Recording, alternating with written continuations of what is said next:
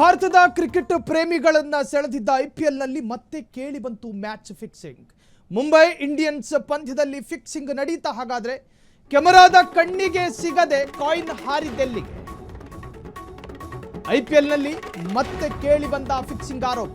Mumbai Indians ಪಂದ್ಯದಲ್ಲಿ ಹಾಗಾದ್ರೆ fixing ನಡೀತಾ ಅನ್ನೋ ಅನುಮಾನ. ಕೆಮರಾದ ಕಣ್ಣಿಗೆ ಸಿಗದ ಕಾಯಿನ್ ಚಿಮ್ಮಿದ್ದೆಲ್ಲಿಗೆ? ಚಿಮ್ಮಿಸಿದ್ಯಾರು? ಹಾರ್ದಿಕ್ ಎಸೆದ ಕಾಯಿನ್ ಹೋಗಿದ್ದೆಲ್ಲಿಗೆ? ಟಾಸ್ ವೇಳೆ ಮಾಯವಾಯಿತೆ ಕಾಯಿನ್. ರೆಫರಿ ನಿರ್ಧಾರದ ಮೇಲೆ ಫ್ಯಾನ್ಸಿಗೆ ಅನುಮಾನ. ಕ್ಯಾಮರಾ ಆಂಗಲ್ ಬದಲಾಯಿಸಿದ್ಯಾಕೆ? ಮ್ಯಾಚ್ ಫಿಕ್ಸಿಂಗ್ ಸಂಶಯಕ್ಕೆ ಇದೇ ಕಾರಣವೇ ಅಥವಾ ಬೇರಿನ್ಯಾವುದಾದ್ರೂ ಕಾರಣಗಳಿದಾವೆ? ಜಗತ್ತಿನ ಕ್ರಿಕೆಟ್ ಪ್ರೇಮಿಗಳನ್ನ ಸೆಳೆದಿಟ್ಟಿದ್ದ ಒಂದು ಮ್ಯಾಚ್ ಐಪಿಎಲ್.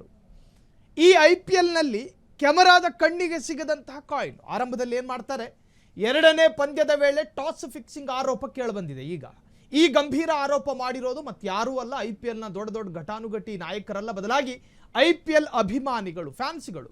ಮುಂಬೈನ ವಾಂಖೇಡೆ ಸ್ಟೇಡಿಯಂನಲ್ಲಿ ನಡೆದಂತಹ ಕೋಲ್ಕತ್ತಾ ನೈಟ್ ರೈಡರ್ಸು ಹಾಗೂ ಮುಂಬೈ ಇಂಡಿಯನ್ಸ್ ನಡುವಿನ ಪಂದ್ಯದ ಸಂದರ್ಭ ಕೆಮರಾದಲ್ಲಿ ಟಾಸ್ ಕಾಯಿನ್ ತೋರಿಸದಿರುವುದು, ಅಲ್ಲಿ ತೋರಿಸದಲ್ಲೇ ಇರೋದೇ ಈ ಅನುಮಾನಕ್ಕೆ ಕಾರಣ ಆಗಿದೆ.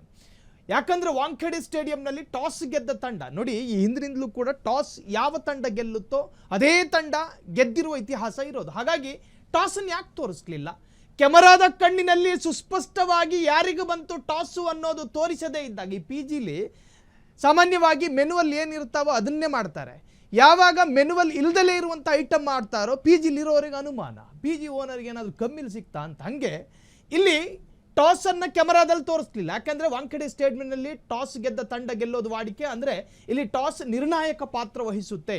ಇತ್ತ ಮುಂಬೈ ಇಂಡಿಯನ್ಸ್ ನಾಯಕ ಹಾರ್ದಿಕ್ ಪಾಂಡ್ಯ ಕಾಯಿನ್ ಅನ್ನು ದೂರಕ್ಕೆ ಚಿಮ್ಮಿಸಿದ್ದಾರೆ. ಹೀಗೆ ದೂರಕ್ಕೆ ಹೋಗಿ ಬಿದ್ದ ನಾಣ್ಯವನ್ನ ಕೆಮರಾದಲ್ಲಿ ತೋರಿಸಲಾಗಿಲ್ಲ. ಐಪಿಎಲ್ ನಂತಹ ಅತಿ ದೊಡ್ಡ ಆಟಗಳಲ್ಲಿ ಟಾಸ್ಗಳನ್ನು ಕೆಮರಾದಲ್ಲಿ ಸುಸ್ಪಷ್ಟವಾಗಿ ತೋರಿಸಬೇಕು, ಇಲ್ದಿದ್ರೆ ಹತ್ತಾರು ಅನುಮಾನಗಳು ಹುಟ್ಕತ್ತವೆ. ನಾಣ್ಯ ಕೆಳಗೆ ಬೀಳುವ ಸರಿಯಾದ ಸಮಯದಲ್ಲಿ ಕ್ಯಾಮರಾ ಬೇರೆಡೆಗೆ ತಿರುಗಿತು. ನೋಡಿ, ಇಲ್ಲಿ ಅನುಮಾನ ಹುಟ್ಟುಕೊಂಡಿದ್ದು. ಟಾಸ್ ಗೆದ್ದವರು ಯಾರು ಎಂಬುದು ಸ್ಪಷ್ಟವಾಗಿ ಕಾಣಿಸುವ ಮೊದಲೇ ರೆಫರಿ ಮುಂಬೈ ಇಂಡಿಯನ್ಸ್ ಟಾಸ್ ಗೆದ್ದಿದೆ ಎಂದು ಘೋಷಣೆ ಮಾಡಿತು. ಟಾಸ್ ಬಿತ್ತು. ಆ ಟಾಸ್ ಕೆಮರಾದಲ್ಲಿ ವಿಜುವಲ್ ಆಗುವ ಮುನ್ನವೇ ರೆಫರಿ ಎಂಟ್ರಿ ಕೊಟ್ಟ. ಕಾಣಿಸುವ ಮೊದಲೇ ರೆಫರಿ ಮುಂಬೈ ಇಂಡಿಯನ್ಸ್ ಟಾಸ್ ಗೆದ್ದಿದೆ ಎಂದು ಘೋಷಣೆ ಮಾಡಿದ್ರು. ಇದರ ಬೆನ್ನಲ್ಲೇ ಸಾಮಾಜಿಕ ಜಾಲತಾಣಗಳಲ್ಲಿ ಮುಂಬೈ ಇಂಡಿಯನ್ಸ್ ವಿರುದ್ಧ ಟಾಸ್ ಫಿಕ್ಸಿಂಗ್ ಆರೋಪ ಕೇಳಿಬಂದಿದೆ. ಇನ್ನೇನು ಇದು ರೆಫರಿ ಈ ತರಹದೊಂದು ಘೋಷಣೆ ಮಾಡಿದ್ದೇ ತಡ ಸಾಮಾಜಿಕ ಜಾಲತಾಣದಲ್ಲಿ ಆಕ್ರೋಶಗಳು ವಿಸ್ಫೋಟಗೊಳ್ತು. ಮುಂಬೈ ಇಂಡಿಯನ್ಸ್ ವಿರುದ್ಧವೇ ಇಂತಹದ್ದೊಂದು ಆರೋಪ ಕೇಳಿಬಂದಿರೋದು. ಮುಂಬೈ ಇಂಡಿಯನ್ಸ್ ವಿರುದ್ಧನೇ 2024ರ ಐಪಿಎಲ್ನಲ್ಲಿ RCB ವಿರುದ್ಧದ ಪಂದ್ಯದ ವೇಳೆ ಮುಂಬೈ ಇಂಡಿಯನ್ಸ್ ತಂಡದ ನಾಯಕ ಹಾರ್ದಿಕ್ ಪಾಂಡ್ಯ ಟಾಸ್ ಹಾಕಿದಾಗ ನಾಣ್ಯವು ಸ್ವಲ್ಪ ದೂರದಲ್ಲಿ ಬಿದ್ದಿತ್ತು. ನಾಣ್ಯವನ್ನು ನೋಡಿ match referee Mumbai Indians toss ಗೆದ್ದಿದೆ ಎಂದಿದ್ರು. ಆದರೆ ಆ ನಾಣ್ಯವನ್ನು ವೀಕ್ಷಿಸಲು ಅಂದಿನ RCB ತಂಡದ ನಾಯಕ ಈ ಬಗ್ಗೆ ಹೆಚ್ಚಿನ ಡೀಟೇಲ್ಸ್ ಕೊಡೋದಕ್ಕೆ ಕ್ರೀಡಾ ವಿಶ್ಲೇಷಕರಾಗಿರುವಂತಹ ಶ್ರೀನಿವಾಸ್ ಈಗ ಫೋನ್ ಸಂಪರ್ಕದಲ್ಲಿದ್ದಾರೆ. ಸರ್, ಒಂದು IPL ನಂತಹ ದೊಡ್ಡ ಕ್ರಿಕೆಟ್ ಕ್ರೀಡೆ ನಡೆಯುವಾಗ ಟಾಸ್ ಬಿದ್ದಿರುವುದನ್ನ ಕೆಮರಾದಲ್ಲಿ ತೋರಿಸದೇ ಇರತಕ್ಕಂತ ಸೂಕ್ಷ್ಮತೆ ಇವರಿಗೆ ಯಾಕೆ ಬಂತು ಅಂತ? ಒಟ್ಟಾರೆ ಹೇಳಬೇಕು ಅಂತ ಹೇಳಿದ್ರೆ, ಕ್ರೀಡೆಯಲ್ಲಿ ಒಂದು ರೀತಿಯ ಪಾರದರ್ಶಕತೆ ಎಲ್ಲೆಲ್ಲಿಯೂ ಇದೆ ಸಾಧಾರಣವಾಗಿ. ಆದ್ರೆ ಈ ಸಂದರ್ಭದಲ್ಲಿ ನಿನ್ನೆ ನಡೆದಂತ ಕ್ರಿಕೆಟ್ ಮ್ಯಾಚ್ ಸಂದರ್ಭದಲ್ಲಿ ಹಾರ್ದಿಕ್ ಪಾಂಡ್ಯ ಚಿಮ್ಮಿದಂತ ನಾಣ್ಯ ಏನಾಯ್ತು ಅಂತ ಹೇಳುವಂತ ವಿಚಾರವನ್ನೇ ಪ್ರಪಂಚಕ್ಕೆ ತೋರಿಸದಂತ ಒಂದು ಅದ್ಭುತ ಕೆಲಸವನ್ನ ಈ ಬಾರಿ IPL ಅಲ್ಲಿ ನಡೆದಿದೆ. ನನ್ನ ಮಟ್ಟಿಗೆ ಹೇಳುವುದಾದ್ರೆ IPL ಅಂತ ಹೇಳೋದು ಒಂದು ಫಿಕ್ಸಿಂಗ್ ಅಂತ ಹೇಳುವಂತ ಭಾವನೆ ಜನರಲ್ಲಿ ಮೂಡಿ ಬರ್ತಾ ಇದೆ. ಈ ರೀತಿಯ ಇದು ಸರಿಯಲ್ಲ. ಯಾವುದಿದ್ರು ಎಲ್ಲ ವಿಚಾರಗಳು ಪಾರದರ್ಶಕವಾಗಿರ್ತದೆ. ಇದು ಕ್ರೀಡೆಗೆ ಮಾಡಿದ ಅವಮಾನ. ಸರ್, ಇನ್ನು ಈಗ IPL ಅಂದ ತಕ್ಷಣ ಅಲ್ಲಿ ನಡೆಯಬಹುದಾದಂತಹ ಪ್ರಮಾದಗಳ ಬಗ್ಗೆ ಫ್ಯಾನ್ಸ್ಗಳು ಮೊದಲೇ ಊಹೆ ಮಾಡ್ಕೊಂಡು ಕೂತಿರ್ತಾರೆ. ಇಂತಹದ್ರಲ್ಲಿ ಇಲ್ಲಿ ಯಾರು ಸಲಹೆಗಾರರ ಕೊರತೆಗಳಿತ್ತೋ, ಟೆಕ್ನಿಕಲ್ ಇಶ್ಯೂಸ್ಗಳೇನಾದರೂ ಇತ್ತೋ ಗೊತ್ತಿಲ್ಲ. ಆದರೆ ಈ ತರಹದ್ದೊಂದು ಈಗ ಆಕ್ರೋಶಗಳು ಸಾಮಾಜಿಕ ಜಾಲತಾಣದಲ್ಲಿ ವಿಸ್ಫೋಟಗೊಂಡಿದೆ. ಇವರು ಏನು ಗಮನಿಸಬೇಕಾದಂಥ ವಿಚಾರಗಳೇನು ಮುಂದಿನ IPL ಮ್ಯಾಚ್ಗಳಲ್ಲಿ? ಇದರ ಬಗ್ಗೆ BCCI ಉತ್ತಮವಾದ ಕ್ರಮವನ್ನು ಕೈಗೊಳ್ಳಬೇಕು. ಮೊದಲೇ ನಮ್ಮ ಕರ್ನಾಟಕ KCA ಸ್ಟೇಡಿಯಂನಲ್ಲಿ ನಡೆದಂತ ಘಟನೆಗಳು ಇನ್ನೂ ಮಾಸಿಲ್ಲ ಜನರ ಮನಸ್ಸಿಂದ.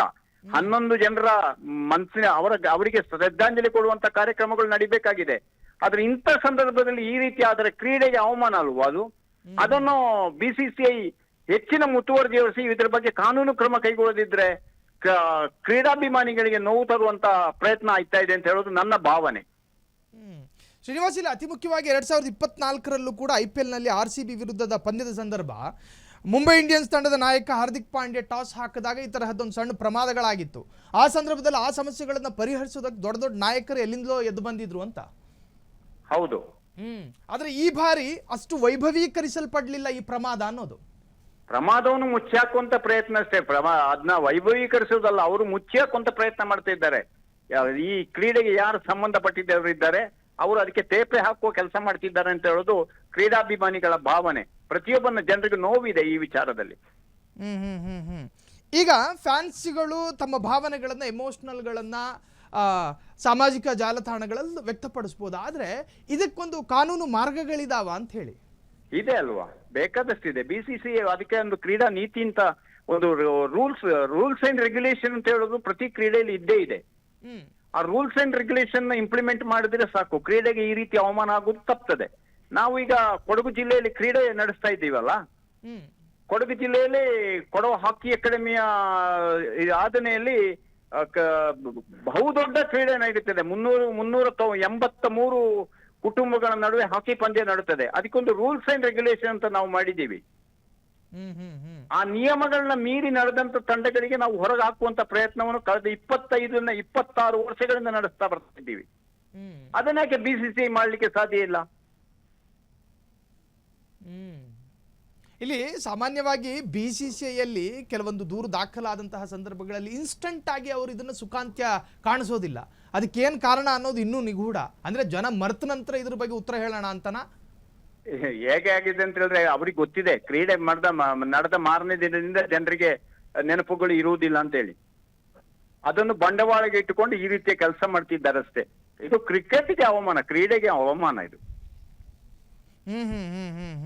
ಇದು ಕ್ರೀಡೆಗೆ ಅವಮಾನ. ಈ ಬಗ್ಗೆ BCCI ಹೆಚ್ಚಿನ ಮುತುವರ್ಜಿ ವಹಿಸಲೇಬೇಕು. ಇಲ್ಲದಿದ್ರೆ ಸಂಬಂಧಪಟ್ಟ ಆಯೋಜಕರು ಯಾರಿದ್ದಾರೆ ಅವರಾದ್ರೂ ಮಾಡಿದ್ರೆ ಮಾತ್ರ ಇದನ್ನ ತಡೆಗಟ್ಟಲಿಕ್ಕೆ ಸಾಧ್ಯ ಅಷ್ಟೇ. ಶ್ರೀನಿವಾಸಿನು ವೆರಿ ಇಂಟ್ರೆಸ್ಟಿಂಗು. ಇಲ್ಲಿ ಎಲ್ಲಿ ಅತಿಯಾದ ಅನುಮಾನ ಹುಟ್ಕೊಳ್ಳೋದಕ್ಕೆ ಕಾರಣ ಏನು ಅನ್ನೋದು, ಇದ್ರ ರೋಚಕ ಆ ಒಂದು ಸಂದರ್ಭ ಏನು ಅಂತ. ಅದು ಎರಡು ತಂಡಗಳ ನಡುವೆ, ಅವರ ನಾಯಕರ ನಡುವೆ ಯಾವ ರೀತಿಯ ಒಳ ಒಪ್ಪಂದ ಆಗಿದೆ ಅಂತ ಹೇಳುವಂತ ಭಾವನೆಗಳು ಜನರ ಮನಸ್ಸಲ್ಲಿ ಮೂಡಕ್ ತೊಡಗಿದೆ. ಅದೇ ಇದಕ್ಕೆಲ್ಲ ಕಾರಣ. ಯಾವುದೊಂದು ಒಳ ಒಪ್ಪಂದ ಇದೆ ಇದರಲ್ಲಿ. ಇವರ ಆಂತರಿಕ ಒಳ ಒಪ್ಪಂದದಿಂದ ಕ್ರೀಡೆಗೆ ಅವಮಾನ ಆಗೋದು ನಾವು ಸಹಿಸಕ್ಕೆ ನಿಜಕ್ಕೂ ಸಾಧ್ಯವೇ ಇಲ್ಲ. ಒಬ್ಬ ಕ್ರೀಡಾ ವಿಶ್ಲೇಷಕನಾಗಿ, ಒಬ್ಬ ವೀಕ್ಷಕ ವಿವರಣೆಗಾರನಾಗಿ ಹೆಚ್ಚು ಹೇಳಕ್ಕೆ ನನಗೆ ಸಾಧ್ಯ. ಥ್ಯಾಂಕ್ ಯು ಶ್ರೀನಿವಾಸ್ ತಮ್ಮೆಲ್ಲ ಡೀಟೇಲ್ಸ್ಗಳಿಗೆ. ಒಟ್ಟಾರೆ 2024ರಲ್ಲಿ IPLನಲ್ಲಿ RCB ವಿರುದ್ಧದ ಪಂದ್ಯದ ಸಂದರ್ಭ ಮುಂಬೈ ಇಂಡಿಯನ್ಸ್ ತಂಡದ ನಾಯಕ ಹಾರ್ದಿಕ್ ಪಾಂಡ್ಯ ಟಾಸ್ ಹಾಕಿದಾಗ ಒಂದು ಸಣ್ಣ ಪ್ರಮಾದ ಆಯಿತು ಅಂಥೇಳಿ ದೂರದ ರಾಜ್ಯಗಳಿಂದ ಉಟ್ಟು ಬಟ್ಟೆಯನ್ನು ಕೊಡಕೊಂಡು ಬಂದ್ರು ಇದಕ್ಕೊಂದು ತೀರ್ಮಾನ ಮಾಡಬೇಕು ಅಂತ ಹೇಳಿ. ಈ ಬಾರಿ IPLನಲ್ಲಿ ಇದು ಸಣ್ಣ ಪ್ರಮಾದನ, ದೈತ್ಯವಾದಂತಹ ಸಮಸ್ಯೆನ, ಅದು ಆಮೇಲೆ ತೀರ್ಮಾನ ಆಗಬೇಕು. ಈಗ ಈ ಕ್ರೀಡಾ ಪ್ರೇಮಿಗಳಿಗೆ, ಕ್ರೀಡಾ ಸ್ನೇಹಿಗಳಿಗೆ ಸಣ್ಣ ಅನುಮಾನ ಹುಟ್ಕೊಂಡಿದೆ. ಈ ಅನುಮಾನ ಅನ್ನೋದು ಇದೆಯಲ್ಲ, ಗಂಡ ಹೆಂಡತಿ ನಡುವೆನೇ ಹುಟ್ಕೋಬೇಕು ಅನ್ನೋ ಏನು ನಿಯಮಗಳೇನೂ ಇಲ್ಲ. ಪ್ರತಿ ಕ್ಷೇತ್ರಗಳಲ್ಲೂ ಕೂಡ ಅನುಮಾನ ಅನ್ನೋದು ಹುಟ್ಕೊಳ್ತಾವೆ. ಈ ಅನುಮಾನಗಳನ್ನು ಬಗೆಹರಿಸದೇ ಇದ್ದರೆ IPLನ ಮೇಲೆ ಇಟ್ಟುಕೊಂಡಿರುವ ನಿರೀಕ್ಷೆಗಳು ಕ್ಷೀಣಿಸ್ತಾ ಹೋಗ್ತವೆ. ಕ್ಷಣ ಕ್ಷಣದ ಸುದ್ದಿಗಳಿಗಾಗಿ ಫ್ರೀಡಂ ಟಿವಿ ಸಬ್ಸ್ಕ್ರೈಬ್ ಮಾಡಿ, ಲೈಕ್ ಮಾಡಿ ಹಾಗೂ ಫಾಲೋ ಮಾಡಿ. ಹೊಸ ಸುದ್ದಿಗಳ ನೋಟಿಫಿಕೇಶನ್ಗಾಗಿ ಬೆಲ್ ಐಕಾನ್ ಮೇಲೆ ಕ್ಲಿಕ್ ಮಾಡಿ.